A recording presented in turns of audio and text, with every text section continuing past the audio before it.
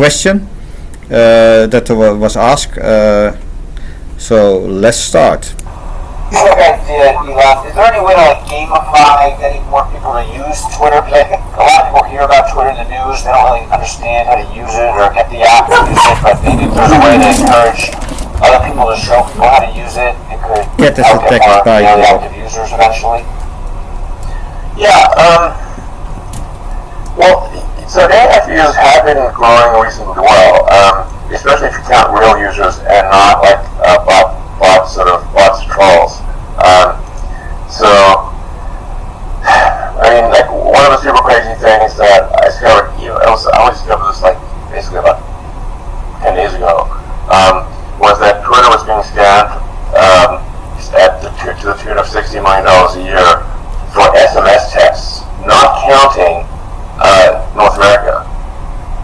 So I'm like, what do you mean? As I was like, what do you mean? Like, there's $60 million of SMS texts? Yeah, Twitter is paying telcos. Basically, there are telcos who are not being super honest out there in other parts of the world, who were basically gaming the system and running like two-factor authentication SMS texts over and over again, and just creating a zillion bot accounts to literally run up the tab so that Twitter would SMS text them, and Twitter would just pay them millions of dollars while asking about it. So this is like a telephone scam, but this is a telco scam for telcos. That is not good. And now this created some problems because I said, well, we got to stop that. And I said, like, tell any telco that's got forward about 10%. Now that could cause some havoc in many parts of the world. And then people were like imputing like bad motives to it. But it was literally, I just said to the team, hey, call up any telco where the forward's about 10%. That turned out to be like 390 telcos.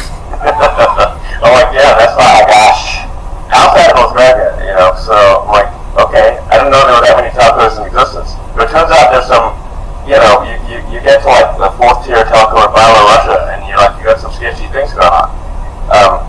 So now you have people complaining that they can't log into Twitter because their SMS doesn't work. Yes, and so like now we're going back to the telcos and saying, listen, if you stop scamming us, then we will gladly pay you some amount of money in SMS texts, but you can't turn a blind eye to relentless, bogus SMS texts. So then we're having that conversation with the telcos, and then we can turn them back on and say, listen, you just be reasonable. We'll take 10% of fraud. We're not going to take 90% fraud. So we're going to spend $60 million a year on literally SMS texts outside of North America.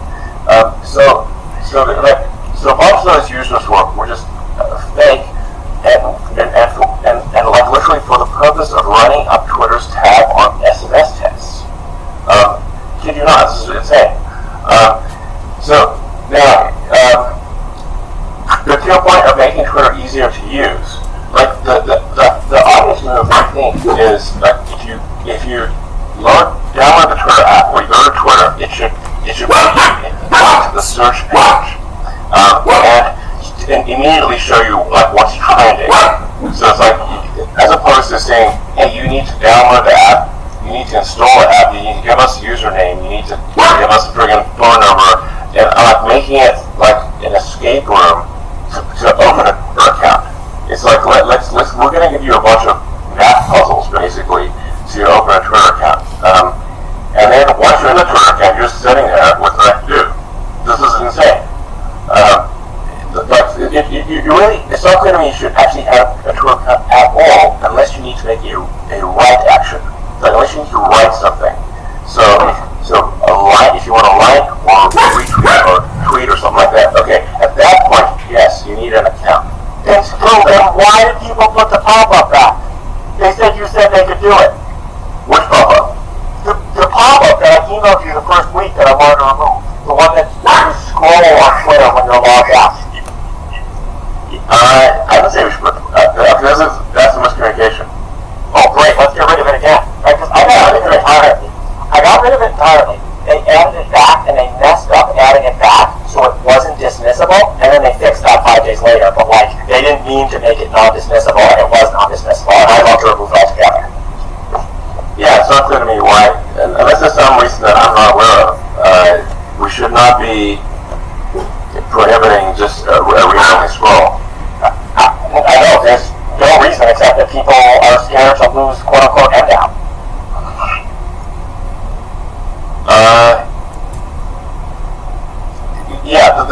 optimization of MDAO is like, I think creating a design center structure that doesn't make sense. It's endemic in the organization. They love MDAO. Yeah. I mean, the thing that actually matters is like true user minutes, not like fake user minutes, but like this. We're confident this is a real user. We're confident this is this user actually spent time on the app, like as measured by like screen time on the phone, which is the primary use case. And then to get like another layer deeper is producing the thing to optimize is unregretted user minutes. So I've heard like a lot of people say like, hey, I spent 2 hours on TikTok, but I regret those 2 hours. Now, I'm not saying I don't want to trash TikTok because it's quite compelling to a lot of people, but I do often hear that people regret the amount of time they spent on it. So I think the thing we'd want to optimize for is unregretted, true human user minutes. That's the thing to optimize for, not MDAO. And then with respect to advertising, as I said earlier, you want advertising that is as close to content as possible, where it's a product or service that you want when you want it. Then that's actually useful. It's actually at that point becomes indistinguishable from content. So these are the things that are important. We're going to get rid of this MDAO bullshit. No, let's get rid of all the pop-ups. Let's get rid of when you click likes and quote trees. Because fundamentally, what these things are doing is they're lowering total minutes on the website. People see that pop-up and they click yes. Yeah. I think the thing that it is important to sort of have some authentication mechanism so people can't. So you can't just create 100,000 instances of virtual, just can't create 100,000 virtual machines and just wait and have them all behave like users. Well, at this point with ChatGPT, you could probably just crush, frankly, because ChatGPT would exceed, I think, it's about to be impossible. Capturing is about to be impossible. I don't know what we're going to do.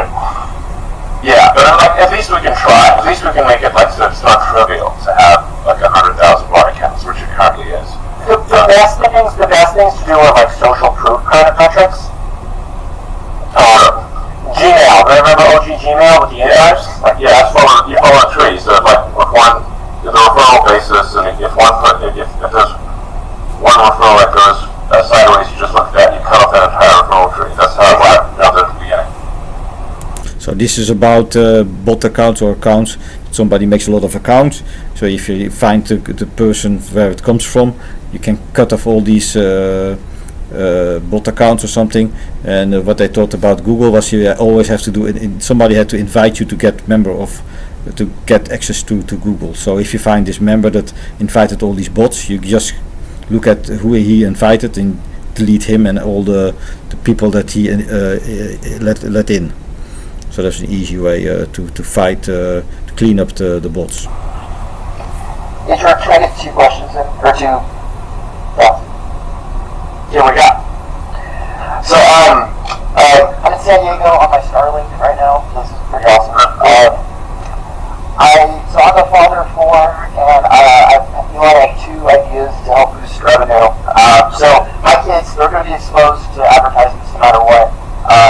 Could we have a Twitter Nest feature where parents can let their kids have accounts, and the parents can control what advertisers their kids see?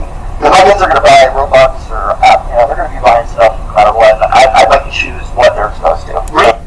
I think this is also a little bit strange because they also try to do this with internet, and the children are the first ones that find the holes or they hack the system so they can see things they're not supposed to see.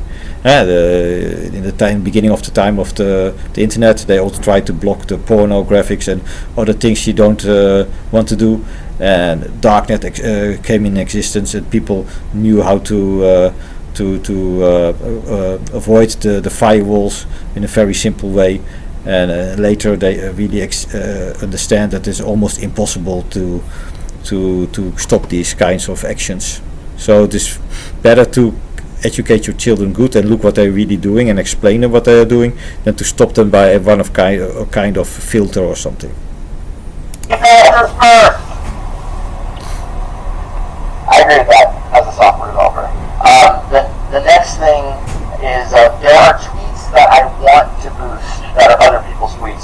just whether it's a political party or some just yeah.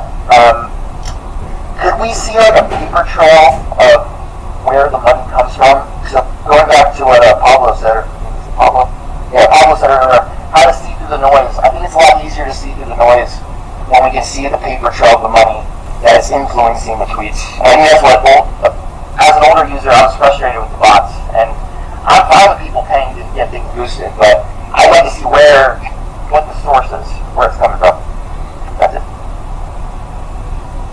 Okay.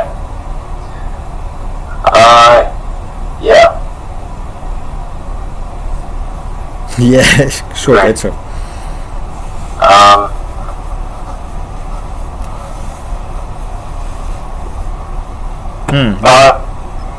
I did see about. So let's cut here. I think I only need one more video to cover all the whole talk. It was an hour, but because I'm also interrupting the video, it is more than an hour. So normally you would think 15 minutes divided by 4 is therefore from 4 parts, but this gets a little bit longer. So I will make a last one later, and that will be the ending, and then I will make a video about my thinking about what this whole meeting was about, and what we have learned about the situation at Twitter, and also at the end what the requests are for people that listened, were joined in this meeting. So this is let's see you later.